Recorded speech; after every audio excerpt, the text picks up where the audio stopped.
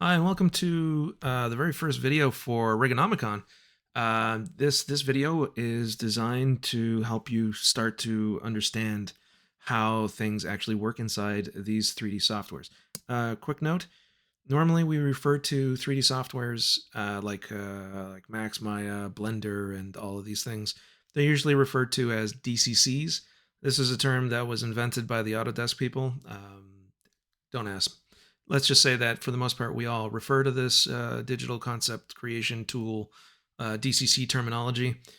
So when I'm going to refer to to Maya or to Max or to Blender, I'm going to be referring to them as DCCs. Okay, speaking of which, each software you might think is very different from the other and works differently, but in reality, and this includes game engines too, everything revolves around some very fundamental concepts. So the best way to imagine this is you can create you can create objects any way you want.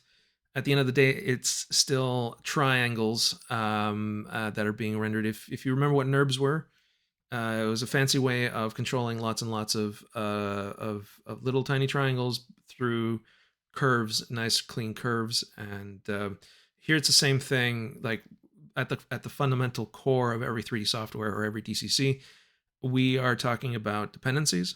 So dependencies include hierarchies. So an object depends on another object, and or a channel on an object depends on the values being given to it by another object. These are dependencies, and you have something called a dependency graph inside of Maya, so that helps a little on visualizing how it works. And then the second concept that is universal to every 3D software is the concept of transform matrices. This is basically like the fundamental calculation that gets done on and in every 3D software. Everything that you interact with, be it Euler rotations or quaternions, whatever, it doesn't matter what you're dealing with, no matter how it's set up, will always be converted into a transform matrice. All right. So with that in mind, let's start by by actually getting a behavior that's going to shock you, in that this is not something that normally happens, that you would expect to happen in a software. And so technically, if you want to put it in a fancy way, we're going to break Maya with just a couple of cubes, and this will help us understand a little bit better what's going on under the hood. So let's start by creating polygons cube. So we have this cube, and I need to scale this so that the transform has a scaling. So basically, I go into the scale mode, and you'll notice as I scale it, these values over here are changing, which means it is actually getting longer. If you were to change the polygon cubes, the polycube method, and change the values here, all you'd be doing is moving the vertices and not scaling the actual transform. Now, we need to start understanding is that, just like we said before, the dependencies and those that's an important concept here. So if you actually make it display shapes, you're going to notice that it's almost got like a little hierarchy here now. So you have the transform, like the actual thing that is position, rotation, and scale, and it's got this new thing called a shape underneath it that we've just exposed. So the shape is a child of this transform, and then the shape is composed of vertices. And the vertices, if you really want to look at it from the perspective of dependencies, is almost like a child of the shape. So the whatever you do to the transform, the shape will inherit, and whatever is in the shape will also inherit from that. So it goes down the chain. But for now, I'm just going to go display shapes, and I must have just clicked on that by accident. No big deal. So now what I'm going to do is I'm going to scale it non-uniformly. This is a non-uniform scaling, which usually means this is a big problem, because what we're going to see now in a second. Um, oh, I lost my ability to see the cube. There we go. We got it back. It was still selecting the shape. No big deal. All right. And also, I don't edit these things out because I like to show when things go wrong as well. So just to see how somebody who jumps around between multiple softwares or DCCs will try to solve a problem. This is kind of useful for you, I think. Okay, so you've created this kind of a plank, and the important thing here to remember is the scales are kind of wonky. We've got something that's between 0 and 1, a 25 and a 4. This is a pretty good plank of wood, and we're going to basically just be creating um, we're just going to be creating a stack of wood. Like here we go. We got one. This is something that I'm really happy about in Maya. They took the shift concept from 3 Studio Max and included it now, so that's great. So I just have to shift and pull in a direction, and boom, I've got another a duplicate of an object. So you just gotta stack them like this, or any which way you want.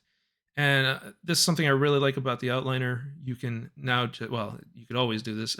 Middle click drag one object onto another, and you're actually creating a hierarchy. So let's just look at what I just did. It created uh, basically a hierarchy. So that's the child node. That's the second highest, and then you have the highest node there. So now we've got this hierarchy going. And I'm just going to keep doing that until we have a very long chain. And I'm going to use shift click on this. Like if I press shift and click on the little plus sign, it should open the entire hierarchy. So now we've got this setup. So that means this is the absolute leaf node, or the child node, the last one. And this is the very first one. So all I'm going to do is I'm going to rotate this. And this part should be what the behavior that we're expecting should be, right? Basically, because we're moving this, all the ones afterwards are going to inherit, and everything's fine. This is how it should work. Now I'm going to select one somewhere in the middle. And holy moly, what's happening? I wasn't kidding when I said we were going to break it. So this is very broken. We're having this thing that we usually refer to this as a shearing. Okay, and this shearing is happening because by rotating, our axes are also being affected by the scale, which is non-uniform, which means in one direction, the distance that you have to travel for a vertex is more, because like we had a scale of 25 on one of them, and another one we had a scale of like 0.2. So things for the same coordinate, if you look at it from the world coordinate perspective, it's as if to travel just 1 unit on the local axis, it would have to travel 25 units on one, but only half a unit on the other. So you start getting these kind of weird shapes because of the combination of rotation and scaling, and the concept of inheritance. So basically, as you go up, it'll get progressively worse because you're inheriting more and more of that shearing factor. All right. And if you try this exact thing in other softwares, you're going to see that some of them do this exact same thing. If we look at Blender, if you tried it in Blender, you probably thought, oh, it doesn't do it in Blender. That's perfect. Here's the thing with Blender. Blender has a lot of options for how you parent things, and it's got an internal transform that it stores relative to the parent at the point of parenting. So it stores that, and it can counter that effect. But just know that if you do something like it in Blender, you can still get the same wonky behavior, and it's not immune to this effect because of the fundamental way in which the software works. So here's the thing, though. There was a software. All right. So I'm just going to bring this over. There was a software called XSI. And it's really unfortunate that it was just basically obliterated by Autodesk. I can assure you that when you would do this exact same thing with the cubes, it was just fine. It had an extra shearing matrix calculation to avoid these kind of problems. And Blender can kind of do that. You have some options that allow you to counter this. So just know that with this, what I'm presenting you is that there are differences in all these DCCs. Unfortunately, I can't show you the one in XSI. I wish I could, because it was a great software and it worked really well.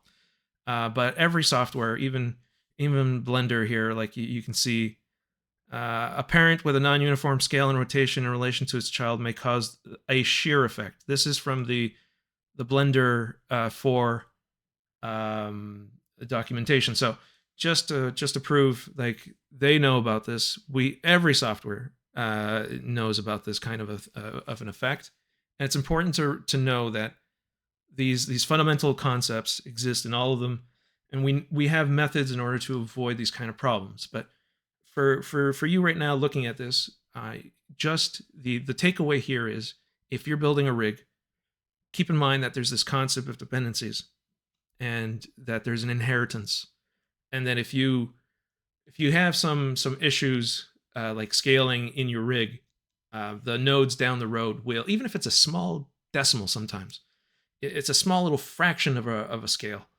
that's different, and that will still be inherited to, like, let's say a phalange on a finger, like a fingertip, and that will, you'll start to see some weird things. So the takeaway here again: do not scale anything in your rig for now. Try to stay away from any form of scaling. And this is already going to go down as our first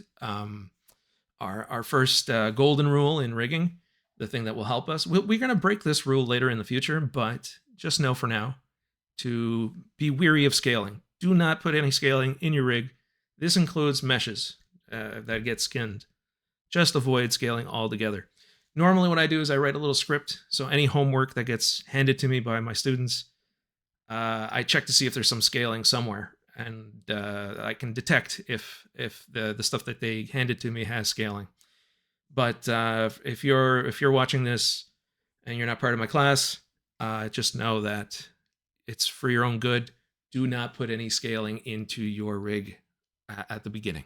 Okay, so hopefully this is going to kickstart our understanding of how things depend on other things, and how the coordinate systems are working under the hood for most of these softwares. All right, let's move on to the next lesson.